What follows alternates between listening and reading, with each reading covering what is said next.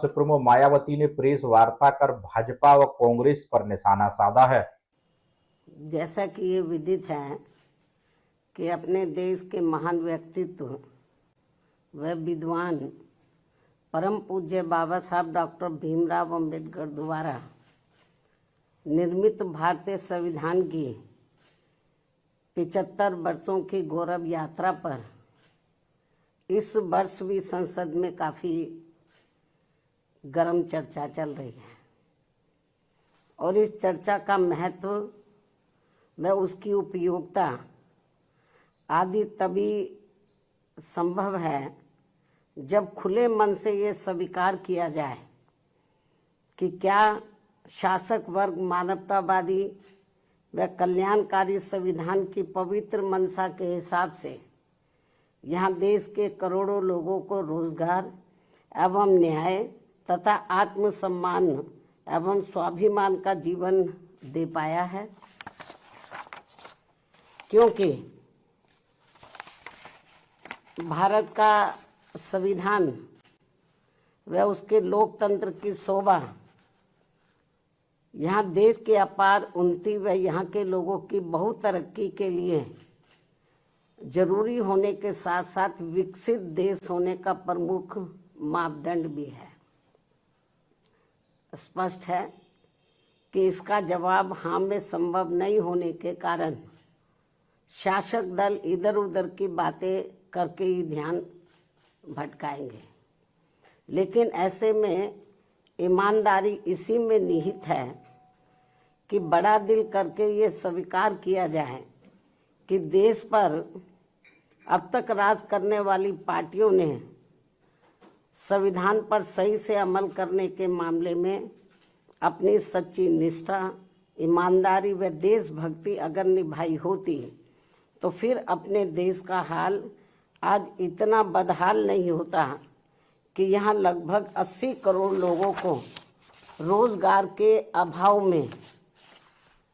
अपनी भूख मिटाने के लिए थोड़े से सरकारी अनाज का मोहताज जीवन गुजारने को मजबूर नहीं होना पड़ता।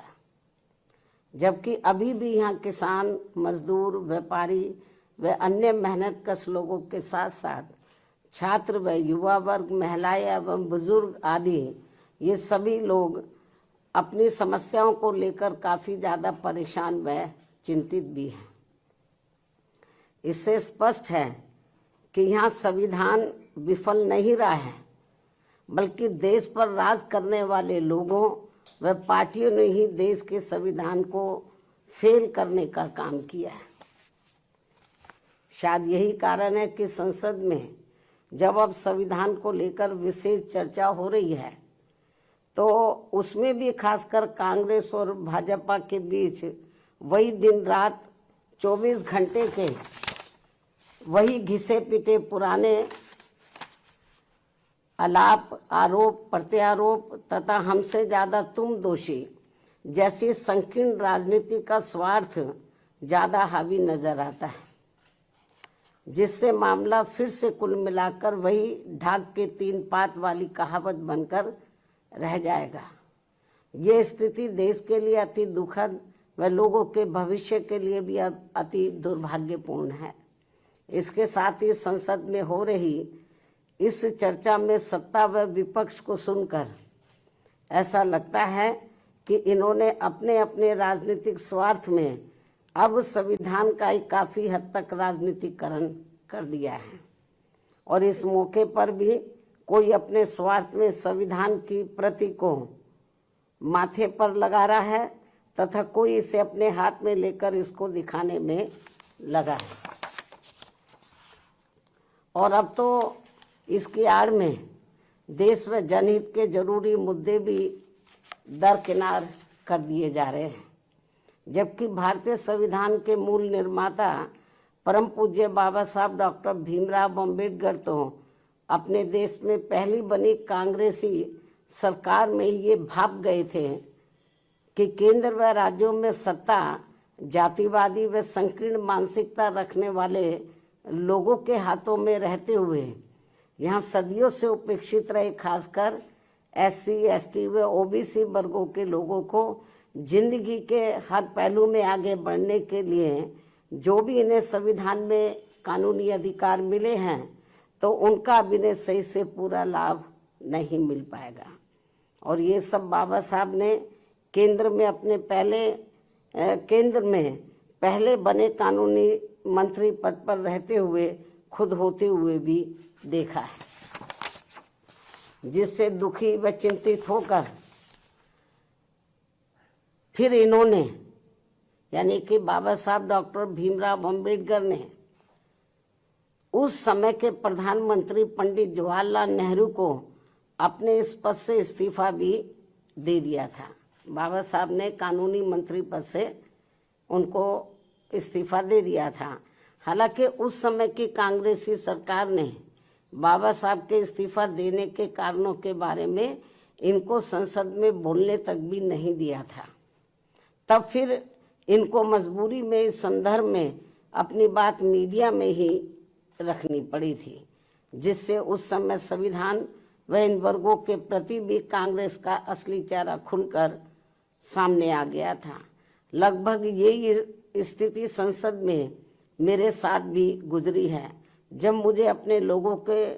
उत्पीड़न के विरुद्ध राज्यसभा में बोलने नहीं दिया था